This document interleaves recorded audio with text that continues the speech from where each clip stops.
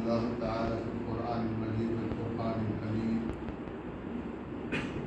اعوذ باللہ من الشیطان الرجیم بسم اللہ الرحمن الرحیم ولا تقولوا لمن يقتل في سبيل الله أموات بل أحياء ولكن لا تشعرون صدق اللہ العظیم.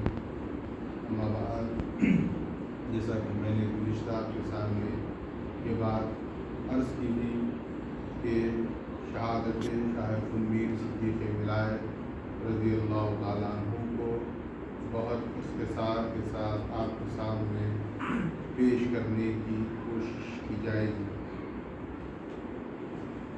بندگی میاں شاہ خنویر صدیق ولایت رضی اللہ تعالیٰ عنہ کی شہادت کو شہادت مخصوصہ اس لیے کہا جاتا ہے کہ یہ شہادت یا یہ جنگ یا یہ لڑائی کسی دنیاوی جاہ و جلال، منصب یا پھر زر، مال یا ریاست، سلطنت کے لیے وقوع پذیر نہیں ہوئی، بلکہ خلیفۃ اللہ امام آخر الزمان مہدی موعود علیہ السلام نے اپنے دعوے مہدیت کے ثبوت کے لیے اپنی حیات مبارکہ میں جہاں بے شمار معجزات اور بے شمار دلائل کے ساتھ اپنے دعوے کی حقانیت کو ثابت کیا، وہیں پر خلیفۃ اللہ مہدی موعود علیہ السلام نے اپنے دنیا سے پردہ فرمانے کے بعد دو باتوں کو آپ نے اپنے دعوے کی حجت اور دلیل کے طور پر اپنی حیات مبارکہ میں بیان فرمایا.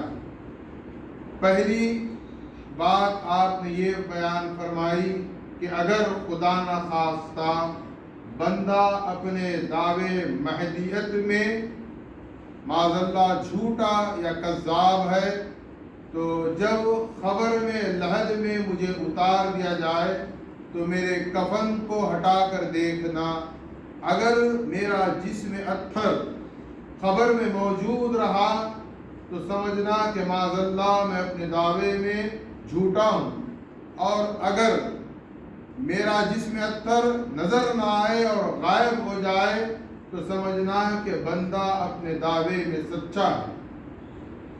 ایک دلیل یہ بیان فرمائی. دوسری آپ نے یہ دلیل بیان فرمائی کہ بندے کے گزرنے کے بعد، یعنی خلیفۃ اللہ مہدی موعود علیہ السلام کے پردہ فرمانے کے 20 سال کے بعد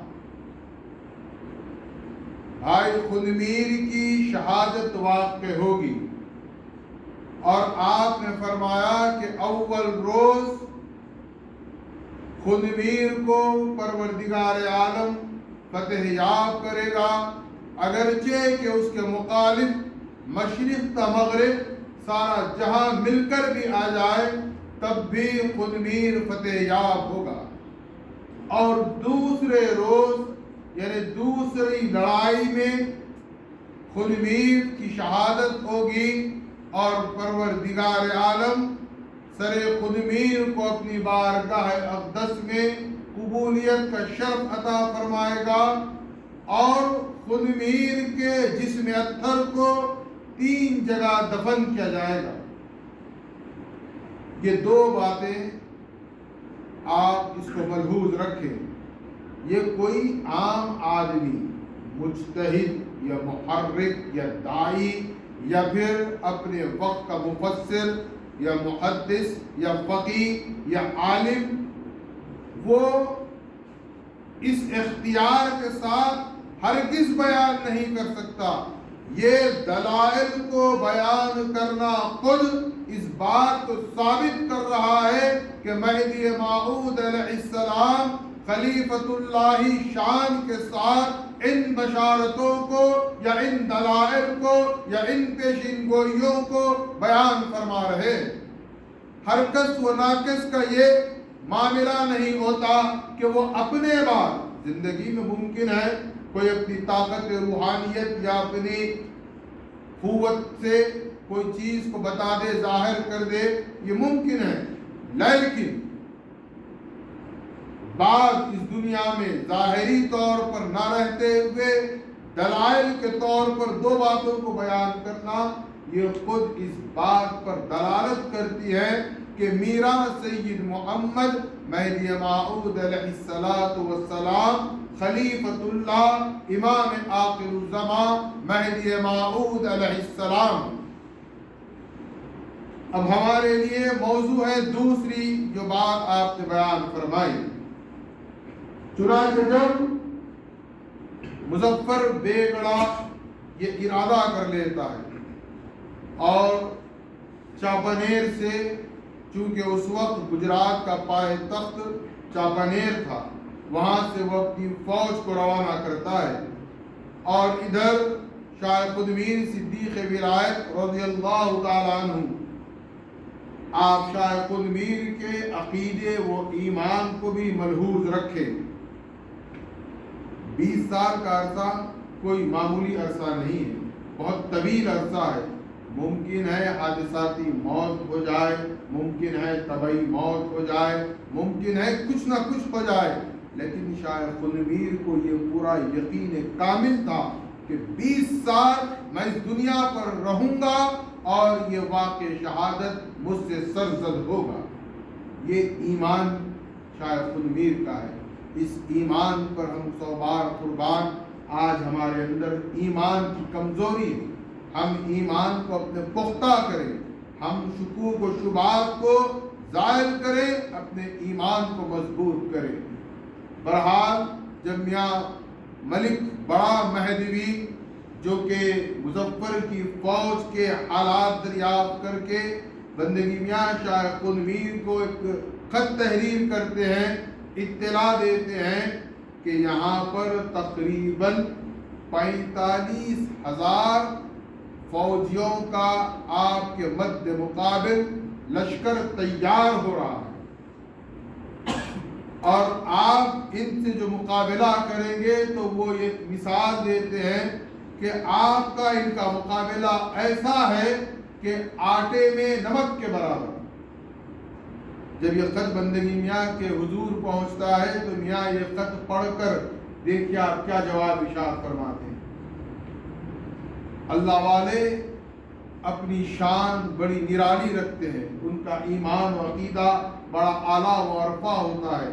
جب یہ خط آپ پڑھتے ہیں تو اس کے جواب میں کہتے ہیں کہ آٹے میں نمک کے برابر ہے، تو یاد رکھنا نمک سلامت رہ جائے گا اور آٹا اڑ جائے گا۔ یعنی آپ یہ بیان فرما رہے ہیں کہ نمک یعنی مہدوی مصدقان امام مہدی اپنی جگہ ثابت رہیں گے، یہ مخالفین مہدویہ آٹے کی طرح ہوا میں بکھر جائیں گے اور اڑ جائیں گے۔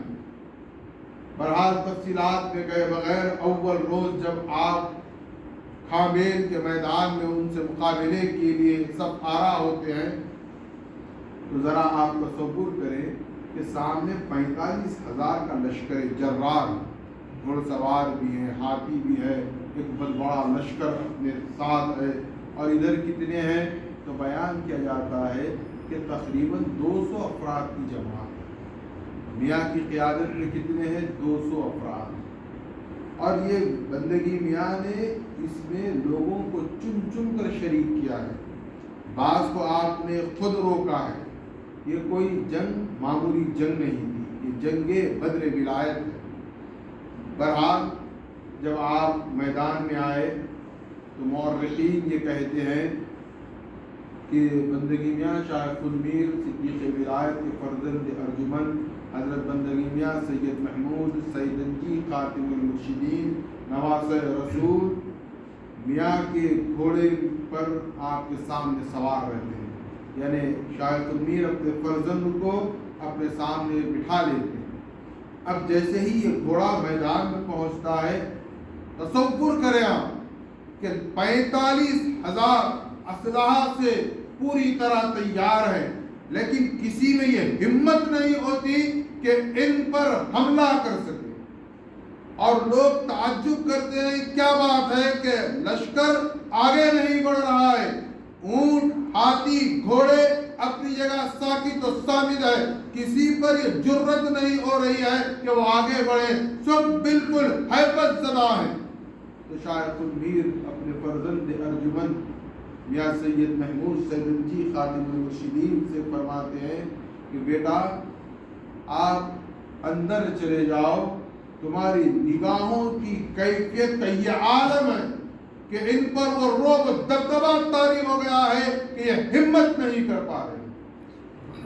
آپ سوچیں کہ شیخ المیر کے فرزند ارجمند نواسے رسول کے نگاہوں کا یہ عالم ہے تو شیخ المیر کا کیا عالم ہوگا. لیکن مشیت الہی کے تحت یہ بات, یہ حجت آپ کو تمام کرنی تھی. بہرحال آپ اپنے فرزند کو چلا کر اپنی تلوار اپنے میان سے نکالتے ہیں, اور جیسے ہی یہ تلوار آپ میان سے نکالتے ہیں 4 انچ تلوار باہر نکلتی ہے کہ عرش الہی سے آواز آتی ہے ذرا سر اٹھا کر آسمان کی طرف دیکھو. جب آپ دیکھتے ہیں تو کیا منظر نظر آتا ہے کہ عرش اعلیٰ کے تمام ملائکہ اسی کیفیت اور اسی عالم میں ہے کہ 4 انچ سب کی تلوار میان سے باہر ہے. اور اللہ رب العزت فرماتا ہے اپنی تلوار کو رکھ دو ورنہ کوہرام مچ جائے گا, زمین پر ایک ہنگامہ برپا ہو جائے گا. تو شیخ المیر اپنی تلوار کو رکھ دیتے ہیں اور نیزے سے مقابلہ کرتے ہیں. یقیناً یہ باتیں اگر ہم منطقی طور پر, عقل کے طور پر سمجھنا چاہیں گے تو کبھی سمجھ میں نہیں آئے گا. یہ صرف کب سمجھ میں آئے گا جب ہمارا ایمان پختہ ہوگا. آپ اپنے نیزے سے مقابلہ کرتے ہیں, یہاں تک کہ بعد میں صرف آپ اپنا ایک کوڑا نکالتے ہیں, کوڑے سے آپ مقابلہ کرتے ہیں تو دشمنوں کی فوج میں کوہرام مچ جاتا ہے. یہاں تک کہ شیخ المیر امام مہدی کے فرمان کے مطابق فتح یاب ہوتے ہیں. دوسرے روز آپ وہاں سے ہجرت کر کے کھامیل سے سدراسن کے پاس قیام کرتے ہیں, اور دوسرے روز بندگی میاں شیخ المیر کا جو وقفہ ہوتا ہے اس درمیان آپ کے آنکھ میں تیر لگ جاتی ہے جس سے آپ کو آنکھ میں شدید تکلیف رہتی ہے اور آپ بے چینی کا مظاہرہ کرتے ہیں. تو آپ کے دائرے کے فقراء پوچھتے ہیں کہ آپ کیوں اتنا پریشان ہیں, کیوں اتنا بے چین ہیں, کیا تکلیف آپ کو ہو رہی ہے. تو بندگی میاں فرماتے ہیں مجھے یہ آنکھ کی تکلیف سے مجھے بے چینی نہیں ہے, بلکہ میں بے چین اور مضطرب ہوں کہ صبح کا سورج طلوع ہو اور خود میر اپنے سر کا نذرانہ خدا کی بارگاہ میں پیش کر کے اپنے ایمان کی حجت کو قائم کر دے. سبحان اللہ. یہ شیخ خود میر کی شہادت ہے. اور آج خدا کی قسم, آج جو آپ کو روئے زمین پر مہدوی نظر آ رہے ہیں یہ دراصل صدقہ ہے, طفیل ہے شیخ خود میر کی شہادت کا. شیخ خود میر صدیق ولایت نے اپنے سر کا نذرانہ بارگاہ اہلیت میں پیش کر دیا, 100 سروں کو اللہ کی راہ میں آپ نے قربان کر دیا. اور ایک منظر اس جنگ میں ایسا بھی آتا ہے کہ آپ کے 14 سال کے جوان سال بیٹے بندگی میاں سید جلال کو دشمنان حق شہید کر دیتے ہیں. جب آپ کا لاشا بغیر سر کے آپ کے سامنے رکھا جاتا ہے تو دیکھیے استقامت اور ایمان خود میر کو. شاید خود میر فرماتے ہیں اے پروردگار, جب ابراہیم خلیل اللہ نے اپنے فرزند اسماعیل کا سر تیری بارگاہ میں پیش کرنا چاہا تو نے بدلے میں دمبا پیش کر دیا, لیکن خود میر کو فخر ہے کہ آج کو اپنے لفظ جگر میاں جلال کا سر تیری بارگاہ میں پیش کر دیا. یہ حرارت ہونی چاہیے, یہ ایمان کی کیفیت ہونی چاہیے. بہرحال بہت اختصار کے ساتھ میں اپنی بات کو تمام کرتا ہوں, ورنہ یقین مانیے شہادت مخصوصہ شہادت کے پس منظر، شہادت کی پیشین گوئیاں اور قرآن مجید سے اس کے دلائل، احادیث نبویہ سے اس کے دلائل اور مہدی علیہ السلام کے فرامین، یہ ایسا موضوع ہے اگر ہم صحیح معنی میں سنجیدگی کے ساتھ بیان کریں تو وقت نامکمل ہوگا اور ہم شہادت بندگی میاں شیخ المیر کو بیان کرنے سے قاصر رہیں گے۔ بہرحال اللہ کی بارگاہ میں یہی معروضہ ہے کہ بطفیل خاتمین و سیدین ہمارے اندر وہ جذبہ، وہ ایمان، وہ یقین پیدا کر اور ہمیں اس بات پر قائم رکھ کہ ہمارا ایمان امام آخر الزمان خلیفۃ اللہ مہدی موعود علیہ السلام برحق ہے۔ اب صبح قیامت تک کوئی مہدی آنے والا نہیں ہے، ہم منتظر ہیں صرف عیسیٰ ابن مریم کے جو قرب قیامت نازل ہوں گے۔ اللہ ہمیں ایمان پر رکھے، ہمارا خاتمہ اللہ ایمان پر فرمائے۔ آمین۔ الحمدللہ رب العالمین۔